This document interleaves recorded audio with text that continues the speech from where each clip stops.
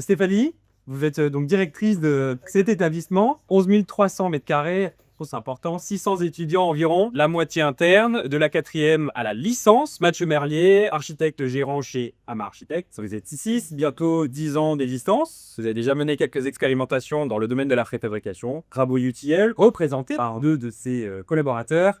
Donc Marc Bernard, vous êtes donc DG adjoint de Rabo, vous avez 15 ans dans le groupe avec diverses fonctions, et donc aujourd'hui vous êtes en charge de l'ingénierie, si je ne dis pas de bêtises, des risques et de l'innovation. Technique et contractuelle, et aujourd'hui c'est important. Romain Schwerman, vous êtes donc responsable technique, vous gérez les choses de manière très opérationnelle ici sur ce chantier, et Cécile Stakovic, donc directrice d'agence transition et énergie au Crédit Agricole. Merci à toutes et à tous pour votre présence ici. Alors peut-être un petit peu de contexte, ce qui nous amène à nous retrouver. Bon, vous avez remarqué, il y a quelques travaux, ça vous aura fait échapper en rentrant au sein de l'école. On reviendra un petit peu sur les raisons pour lesquelles ces travaux ont été lancés. Mais peut-être pour vous donner la raison de pourquoi ici précisément, ce qui est important de dire, c'est que c'est avec un diagnostic ENR, donc énergie renouvelable, mené par le CNEA, qui est le Conseil national de l'enseignement agricole privé, qui avait donc lancé cette étude ENR, qui a permis de cartographier finalement les besoins, les attentes de chacun des 17 lycées de ce réseau. Et donc c'est comme ça finalement que l'Institut Saint-Éloi a été identifié comme étant un lieu intéressant, pertinent. Et Dani, ça va être le moment de dire un petit peu plus pourquoi est-ce que votre établissement avait des intérêts pour ces sujets. Alors déjà, l'établissement, pour recontextualiser un petit peu, à Saint-Éloi, un jeune sur deux est interne. Donc un jeune sur deux arrive le lundi, repart le vendredi. Donc il est important pour nos jeunes qu'ils aient des conditions d'hébergement optimum et des conditions dans les classes où, chez nous, on est en transe, il fait froid, et maintenant l'été, il fait très chaud. Donc globalement, qu'on arrive à avoir des conditions de travail qui permettent des apprentissages dans les meilleures conditions. On a été sollicité d'abord par un appel à manifestation d'intérêt. On y est allé, on a étudié les choses, et petit à petit, on s'est dit que Saint-Éloi était un vrai terrain d'expérimentation, parce qu'il y avait plusieurs types d'énergie utilisées dans l'établissement. Globalement, on a tout, hein. On a le fioul, on a le gaz, on a l'électricité. On avait une facture énergétique qui grimpait, même si on était bien sécurisé par un contrat bien ficelé, fallait penser à l'avenir. Il faut aussi répondre aux attendus du décret tertiaire. Avec le conseil de l'administration, on s'est posé, on a été motivé, on s'est dit qu'il fallait y aller. On a eu la chance d'être accompagné par le pôle énergie, par la région, par l'Europe, par Vœux du Tilleul. Tous les éléments étaient réunis pour que le projet se monte de façon sereine. Alors, c'est pas un projet qu'on a fait l'année dernière et qui a abouti cette année, hein. On est presque à 5 ans d'échange, mais néanmoins, aujourd'hui, on aboutit. Et on aboutit et on challenge, parce que l'objectif, c'est quand même de partir le 1er juin avec un établissement qui n'est pas rénové, et rentrer le 1er septembre sans retard de chantier, avec un établissement qui redémarre et qui change d'allure, et qui répond à tous nos prérequis, donc du gros challenge. Le CNEAP qui lance cette étude sur l'ensemble de ces lycées, l'AI de la région qui permet de créer l'étincelle, des besoins assez forts avec une diversité, une richesse en fait de ces lieux, hein. Il y a tout un tas de bâtiments avec des typologies très différentes les unes des autres. Voilà, on a vraiment une richesse assez intéressante. C'est un petit laboratoire finalement, cet Institut Saint-Éloi. Et puis, comme toute école, effectivement une contrainte de temps. Assez exceptionnel, pour le dire, assez rare. Et l'objectif est de massifier, en fait, de servir de terrain d'expérimentation pour demain pouvoir dupliquer. Ici, c'est le chantier test. Ouais. Donc ici, il peut y avoir des petites choses qui ne vont pas. Demain, reproduire sur un autre établissement ou sur un autre bâtiment avec des typologies qui ressemblent à notre établissement va faciliter les choses. Exactement, c'est bien le but, mais on y reviendra, vous verrez, c'est un peu le fil rouge de cette table ronde, à la massification. Quelle est la solution technique, évidemment, qui a été retenue pour répondre à l'ensemble des contraintes qui viennent d'être exposées? La question du hors-site, elle est essentielle. Alors, puisqu'il y avait une demande et une contrainte, bien évidemment, temporelle ici, donc elle répond à cette contrainte. Le hors-site, c'est de pouvoir à la fois et anticiper la conception et la réalisation d'un maximum d'éléments à mettre en œuvre sur site. Il faut anticiper un maximum de préfabrication. Tout ce qui est possible d'être préfabriqué pour pouvoir l'emmener in situ, puisqu'après, la finalité, c'est évidemment de réhabiliter et de réaliser le chantier in situ sur site, dans des éléments de dimensions qui sont transportables, des camions, avec un maximum de finition pour minimiser les délais et garantir les délais d'une livraison à la rentrée dans les temps, qui est magnifiquement bien tenu aujourd'hui. Toute la conception est faite avec des dimensionnements qui sont prédimensionnée au maximum et une composition architecturale qui permet d'assembler dans un second temps sur site les différents éléments. Le principe d'un chantier, si je vous dis en général, un chantier, c'est quoi? Un chantier, c'est retard. Un chantier, ça fait du bruit. Un chantier, ça fait de la poussière. C'est vrai qu'aujourd'hui, le hors-site, dans la communauté de la construction, fait envie. Hors-site, on peut aussi dire hors-cycle. On préassemble des éléments en atelier et on vient les poser. On vient faire du plug and play des éléments. C'est ce que vous verrez tout à l'heure quand on posera la façade. En fait, c'est un élément qui est tout fait et qu'on vient poser dans son port USB.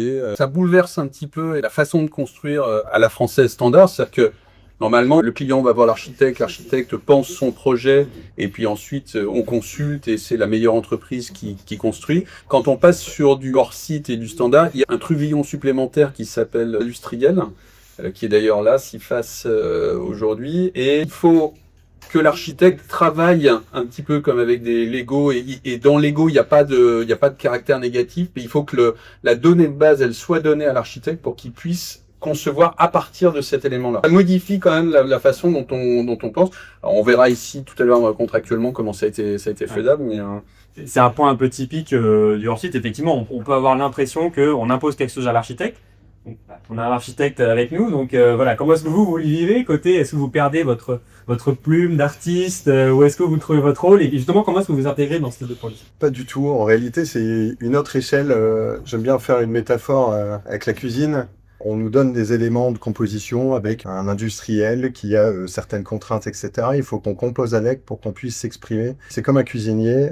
Toute l'année, il fait avec ses légumes de saison. Il faut vivre avec son temps et il faut sortir ce qu'il y a de meilleur. Et ben là, c'est pareil. C'est exactement la même chose. On a un industriel avec différentes contraintes. On essaie d'éprouver ces contraintes, de les comprendre au maximum, d'en discuter autour de la table avec la maîtrise d'ouvrage, avec l'entreprise, avec la MÉLU aussi, de comprendre le patrimoine existant, puisqu'on compose avec du hors-site, on vient se fixer sur un patrimoine existant, donc avec des limites structurelles, dimensionnelles, des morphologies de bâtiments. Et c'est un peu le chef d'orchestre, on reste tout de même chef d'orchestre sur cette composition et cette conception de projet. Comment est-ce que vous voyez d'autres points de vigilance éventuellement Oui, tout au début du projet, on a levé certaines caricatures qui étaient liées à l'industrialisation voilà, c'est évidemment pas ou peu d'architecture, des prix qui explosent, bah non, on a de l'architecture, on a des prix qui sont maîtrisés, tout ça en bonne intelligence avec le client, l'architecte, le bureau de contrôle. Le bureau de contrôle, c'est un des points clés, c'est vraiment gérer tout l'aspect réglementaire qui est très spécifique autour du hors-site, mais qui est tout à fait maîtrisable avec une très grande anticipation, ce qui a été le cas ici. Le cœur du sujet, on l'a vu, et c'est très intéressant sur ce site, c'est l'adaptation du bâtiment. Le noyau industriel va assez peu changer. Ce qui change, c'est comment on adapte les bâtiments à ces solutions techniques. Et là, le site, il est exceptionnel. On a une grande variété de systèmes porteurs, d'architecture préexistante. Et là, c'était riche de millions d'enseignements. On a 4 bâtiments, ils sont traités de manière totale, avec beaucoup d'industrialisation.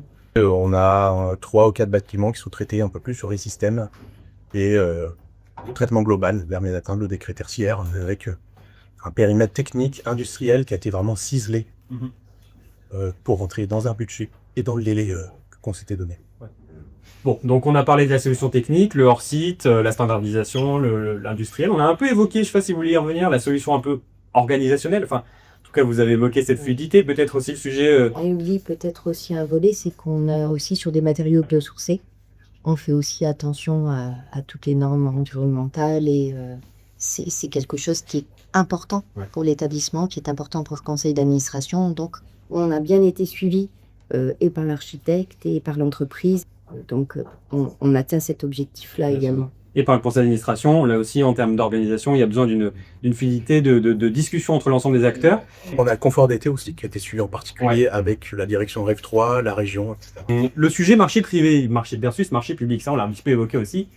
Point important dans la flexibilité, cette démarche aussi de ce projet-là, le fait qu'on soit avec un acteur privé a facilité d'une certaine manière l'adaptabilité du projet et donc son émergence. Au départ, il y a l'AMI, donc l'étincelle, merci Frédéric, c'est le financement de cette étude qui a permis de faire émerger ce projet-là. Et dans le groupement d'origine pour l'AMI qui a été constitué, il y a effectivement le CNEAF, qui est un acteur privé et qui regroupe, je crois que c'est 17, je dis pas de bêtises, lycées agricoles. Le temps de maturation de ce projet, il a été relativement long. Il y a eu bien 3 ans de discussion où il y a des moments, avec des moments de découragement, on s'est dit qu'on n'allait pas y arriver. Puis on a des gens extraordinaires autour de cette table qui avaient vraiment envie de faire émerger ce projet. On est parvenu à un stade où on s'est dit, le projet c'est bon, il est bon à construire. Et donc là, on a switché, on est passé avec un contrat qui est un peu particulier ici, qui est un contrat hybride où on est un mix de conception-réalisation standard et un mix de marché à tiers financement qui est porté par notre partenaire Green Yellow. Le tiers financement, c'est quoi? Green Yellow préfinance les travaux, effectue les travaux et ensuite va percevoir pendant une dizaine d'années un loyer. Et dans ce loyer, il y a non seulement le remboursement de la mise de fonds qui a été faite, mais il y a également l'entretien et la garantie de performance qui y sont associés. C'est bien évidemment possible parce qu'on est en marché privé. Ça aurait été plus compliqué dans un cadre public. Dans le cadre public, il existe des choses. On entend parler, alors je ne sais pas si certains d'entre vous ont entendu parler de l'émergence des MGP à paiement différé, donc des marchés globaux de performance à paiement différé. Qui sont des bestioles un peu compliquées, qui sont en train d'émerger, sur lesquels on a les tout premiers qui sont en train d'être lancés, et qui nécessitent en amont de faire des études préalables. Il y a 2 études à faire auprès du ministère des Finances, des études de soutenabilité financière qu'il faut faire. Donc c'est des démarches compliquées, mais il y a des tas d'acteurs qui savent faire. On a Olivier Lézy qui a porté le projet quand il était chez Rabot-Tilleul, qui a été un des acteurs forts pour que le projet avance et qui est spécialisé dans ces accompagnements-là. C'est une des forces du marché de la construction, c'est que en fait, on fait jamais 2 fois la même chose, mais on trouve toujours des solutions, que ce soit en technique ou en contrat. Quel est le rôle justement du banquier? Alors, on sait que les banquiers sont parfois un petit peu frileux pour des projets d'innovation, disons, en tout cas avec un risque et disons une rentabilité qui peut en tout cas questionner. Agricole, visiblement, prend ses responsabilités. Donc, est-ce que vous pouvez nous en dire plus un peu pourquoi est-ce que vous êtes arrivé sur ce projet et puis comment est-ce que vous l'accompagnez? Donc, au Crédit Agricole, il a été décidé depuis 2 ans de créer une équipe spécifique sur les sujets d'accompagnement de nos clients sur l'adaptation et l'atténuation au changement climatique. Donc, forcément, ce type de projet coche un certain nombre de cases, à la fois atténuation, adaptation. On a parlé du confort, on a parlé de l'atténuation parce que économie d'énergie, parce que respect du décret tertiaire. Donc ça, c'est des choses que nous, aujourd'hui, on analyse en financement de projet. Il y a une chose qui est importante dans tout ce qui a été dit, c'est une coopération entre différents acteurs pour atteindre finalement l'objectif final qui est ce que effectivement on va pouvoir aller visiter ensuite. Et je pense que ce qui est clé aujourd'hui dans tous ces sujets d'innovation, c'est vraiment de mettre autour de la table l'ensemble des acteurs pour justement que chacun comprenne bien quels sont les enjeux, comment ils sont traités et gérer chacun ses risques, puisque voilà, chacun a un certain nombre de risques pour finalement arriver à ce financement. Donc, du coup, moi, j'ai une équipe qui est à la fois spécialisée dans l'énergie, la performance énergétique et également qui est spécialisée dans l'agroécologie. Donc, à la fois un institut agricole, à la fois une rénovation énergétique. Donc, ça cochait beaucoup de cases pour finalement, nous, être force de proposition, regarder ce projet effectivement de rénovation et qui nous a permis finalement effectivement de lancer cette rénovation. Vraiment la clé, c'est la coopération entre toutes les parties. Comme vous le disiez, il n'y a rien d'écrit au démarrage. Il faut co-construire ensemble. Donc c'est du temps, vous l'avez évoqué, c'est du temps à passer. C'est beaucoup d'énergie et de conviction qu'il faut ensemble porter pour y arriver. Et c'est là où on arrive aujourd'hui, et c'est un très beau projet qu'on est ravis d'accompagner. C'est 2 ans de maturation pour 3 bonnes chantiers, en simplifiant. Et nous, notre enjeu, c'est de massifier aujourd'hui sur la région. Donc, c'est typiquement ce projet, ces méthodes, ces nouvelles méthodes, même si contractuellement, tout sera différent. On a aujourd'hui une technicité qui va être éprouvée et que l'on va pouvoir utiliser. C'est un vrai défi. Sur les marchés globaux de performance énergétique, au niveau du groupe Crédit Agricole, aujourd'hui, on a un savoir-faire là-dessus pour justement accompagner aussi d'autres rénovations publiques Et donc, c'est des choses aujourd'hui qu'on pousse, qu'on a envie d'accompagner dans le financement. Est-ce que ce projet est duplicable et comment? Ce qu'on a prévu, c'est d'en sortir toute une série de retours d'expérience sur la conception, mais aussi toute la partie chantier. Voilà, on a fait des impasses qu'on va combler, etc. On va appliquer nos solutions sur une partie du patrimoine du CNEAP, donc sur les 17 IC. Il y en a un certain nombre qui ont déjà été considérés comme compatibles en termes de masse, en termes d'importance des bâtisses, ce genre de choses. Et voilà, c'est la suite de la démarche. Et c'est ce qu'on disait tout à l'heure, hein, c'est l'adaptation du bâti qui change à chaque fois, qui s'adapte. Le cœur industriel, on a tout intérêt à ce qu'il soit vraiment standardisé. C'est le cas sur ce site. On a presque toujours le même mur, et c'est toujours l'adaptation qui est différente sur 4 bêtes. Et l'importance des partenaires aussi, c'est ce qu'on évoquait.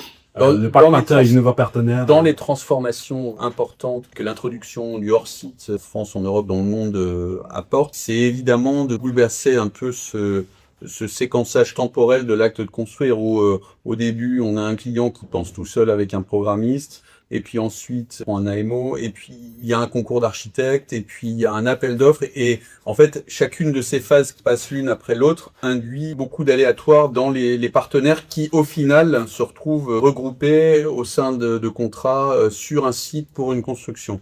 Et je pense que dans les enseignements qu'on tire, en tout cas chez Rabo, mais je pense que c'est partagé, c'est que il faut qu'on arrive à retrouver plus de répétitivité. Je vais prendre un exemple. Enfin, vous parliez montage de nos financiers du projet. Le montage contractuel, c'est la même chose. Tous les détails techniques qui ont été mis au point. Si demain, on peut se dire, on repart avec 6 phases pour faire le projet d'après, bah, quelque part, c'est autant d'expérience emmagasinée qui va pas être re-questionné. Parce que un des trucs que les ingénieurs en construction et les architectes adorent faire, c'est repartir de la page blanche à chaque fois. Donc, on réinvente systématiquement complètement les choses. Si on peut retrouver de la répétitivité, on va gagner en temps et in fine, et je pense que ça intéressera tout le monde, on va aussi gagner en sous. Parce que quelque part, les 3 ans de maturation, les 5 ans de projet qu'on a, tout ça, ça a été du temps. Alors Joël a mis beaucoup de temps personnel entre deux coups de tracteur pour venir nous accompagner, mais voilà, c'est du temps pris et quelque part, c'est des sous qui s'envolent à chaque minute qui passe. On a la chance d'accueillir Frédéric Motte. Bonjour à toutes et à tous. Quelques petits mots. D'abord, vous saluer les élus, saluer la dynamique directrice Yvan Lasson engagée, puis tout son conseil d'administration, et puis vous tous qui avez rendu possible ce projet. On voit bien combien le travailler ensemble est important. Je vous salue avec ma collègue Sophie Merlier, qui est élue dans ce territoire, et puis au nom de Xavier Bertrand, qui préside notre belle région. Le premier point sur lequel je voudrais insister, c'est justement cette réunion d'aujourd'hui, c'est de valoriser, et je me tourne vers monsieur le représentant de la presse locale, le François Gémen, qui est un acteur qui intervient beaucoup actuellement sur les médias, et il est passionné de Rêve 3, qui est le nom de notre ambition de développement durable. Il dit vraiment, vous êtes la région exemplaire là-dessus, mais dans les Hauts-de-France, vous avez le problème des gens du Nord, vous ne savez pas valoriser ce que vous faites. Nous, on est des faiseux, mais on est aussi des taiseux. Et donc, bravo pour l'initiative de cette réunion qui va permettre de valoriser, de partager les bonnes pratiques. Et donc, n'hésitez pas à poser 4000 questions pour montrer que ici, on est des faiseux et sont véritablement des belles opérations, puisque l'ambition que nous avions, c'est un mot qui a été souvent évoqué, c'est à la fois d'aider à passer à l'acte. Donc là, on montre que c'est possible, mais après, c'est de massifier.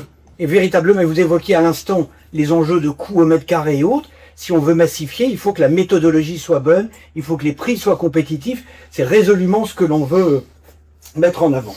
Le deuxième point sur lequel je voudrais revenir et me tourner vers vous, Madame la directrice, et votre conseil d'administration. La région des Hauts-de-France, on n'a absolument pas la prétention d'être des sachants. Ce que l'on veut, c'est être des facilitateurs. Et donc, quand on lançait un AMI, je dis pour ceux qui ne sont pas férus avec ça, c'est un appel à manifestation d'intérêt. Ça veut dire qu'on ne part pas avec notre idée toute faite de là-haut, on dit aux acteurs du territoire, venez nous proposer vos projets, on va vous accompagner. Et vous avez eu l'audace de dire, Banco, nous on a un projet, et quand on vous entendait, ouais, vous avez été exigeante, mais vous avez bien fait d'être exigeante. Et puis comme ça, on a porté très haut ce beau projet. Donc merci et bravo pour votre audace. Je voudrais dire ensuite un petit mot autour de causes et conséquences. Je vous le disais, donc, notre ambition de développement durable et de marche vers la neutralité carbone Dans les Hauts-de-France, on l'appelle Rêve 3, ce diminutif de la troisième révolution industrielle, et c'est devenu le fer de lance de notre action. C'est pas une politique de plus où on va faire un petit peu de trucs qui vont être verts et autres, non. C'est comment on revisite toutes nos politiques pour intégrer ces enjeux des transitions qui s'imposent à nous. Les causes de ce réchauffement climatique, je crois qu'il faut les regarder en face, elles sont partagées par tous. C'est à la fois notre population, on est passé en 150 ans de 1,3 milliard à 8 milliards d'habitants, et tous ces habitants, ils veulent légitimement bien vivre et mieux que leurs parents. Et puis on a aussi donc un développement économique extrêmement important. Tout ça, ça a généré du CO2, de la concentration dans l'atmosphère et tous ces bouleversements climatiques. Et donc la conséquence, c'est ça, c'est ce réchauffement, c'est ce bouleversement avec des périodes très sèches, très humides, c'est notre biodiversité qui souffre, ce sont aussi nos ressources qui parfois s'amenuisent. Et donc face à ça, eh bien, que peut-on faire? Alors, moi j'avais envie de dire, face aux conséquences, c'est l'adaptation.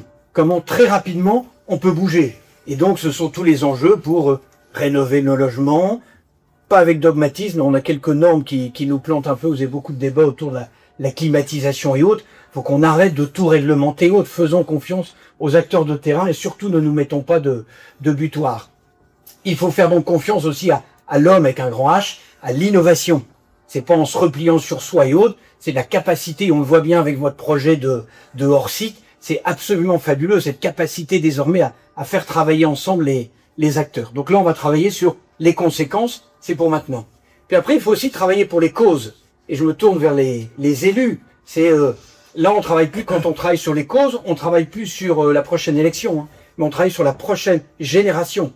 Et donc, comment on met en œuvre des nouvelles politiques, des nouvelles organisations, des nouveaux procédés pour justement pouvoir influer, pas pour nous, hein, ce sera pour nos enfants, nos petits-enfants, comme ceux qui ont fait le réchauffement climatique aujourd'hui, c'est ni Xavier Bertrand ni vous, hein. Ce sont nos parents, nos grands-parents, nos arrière-grands-parents. Eh bien, il est de notre ressort de travailler pour ces générations futures. C'est ce qu'on veut faire. Et j'ai coutume de dire que pour les élus, un jour ou l'autre, les habitants, ils viendront vous voir en disant « Madame, Monsieur le maire, c'est super, vous avez rénové l'école, la cour, etc.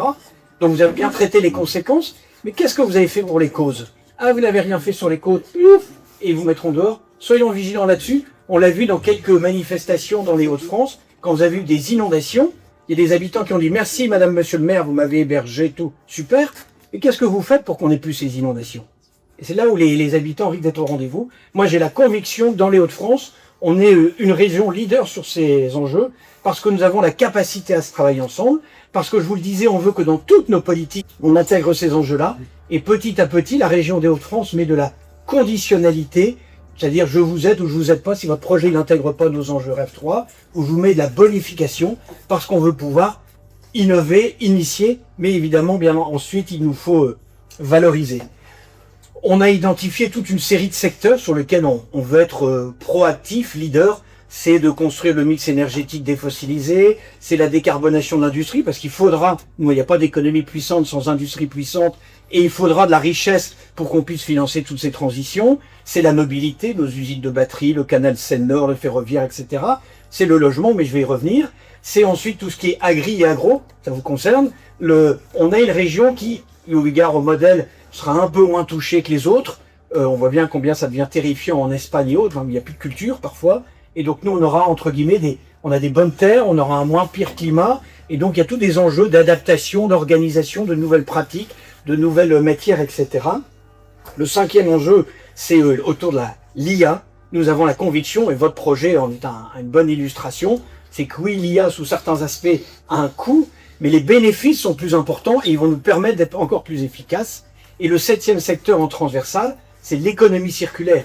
Comment on peut avoir des boucles vertueuses dans tous les modèles, dans toutes les organisations d'entreprise. Vous évoquiez le biosourcé, c'est un bel exemple d'économie circulaire. Au début, c'était compliqué, on tâtonnait, il a fallu avoir les autorisations de les différents assureurs et autres. Maintenant, on peut dire qu'on est rodé.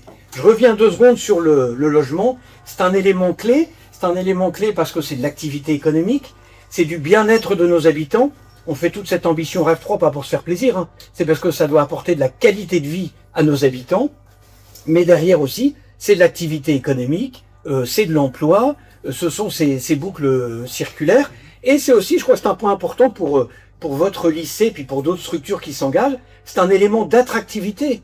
Comment on va faire venir demain les talents, les familles, les investisseurs? Ils iront là où il y a un territoire qui a intégré ces enjeux. Eh bien, je pense que vos élèves et vos professeurs aussi diront, tiens, moi j'ai envie d'aller travailler dans ce lycée parce que justement, ils ont intégré ces enjeux, ils les prennent en compte et sont des éléments de confort de travail, c'est des espérances de boulot. Et c'est aussi, n'ayons pas peur de le dire, parce que je vous disais, dans la région des Hauts-de-France, on est plutôt des taiseux, mais c'est développer de la fierté. Votre conseil d'administration, vos profs, vos élèves, oui, et les entreprises qui ont travaillé, vous pouvez être fiers du boulot que vous avez fait, ça crée du sentiment d'appartenance, c'est aussi de l'espérance pour nos jeunes. Oui, il y a un avenir, ça vaut le coup, parce que de temps en temps, on nous dit qu'ils perdent un petit peu en espérance. Voilà un peu tout ce que je voulais partager avec vous, à la fois sur notre analyse de cette conjoncture mondiale, sur ces enjeux climatiques, mais aussi comment dans les Hauts-de-France, on veut en faire un élément extrêmement fort de résilience du territoire, de son attractivité et de son développement au service de ses habitants. Je dis toujours, Rêve 3, c'est pas un label, il n'y a pas les bons, les pas bons, c'est quels sont ceux qui veulent avancer. Et donc, je parle toujours d'un étendard Rêve 3. Eh bien, aujourd'hui, on plante un étendard Rêve 3 supplémentaire dans la région, parmi beaucoup d'autres, mais c'est un bel étendard, donc vous pouvez en être fiers. Merci à toutes celles et tous ceux qui ont contribué à porter ce projet, la genèse avec nos amis de Pôle Énergie, puis tous ceux qui se sont succédés. Donc, bon vent à ce beau projet, puis on forme le vœu qu'après, il y en ait plein d'autres. Merci à tous.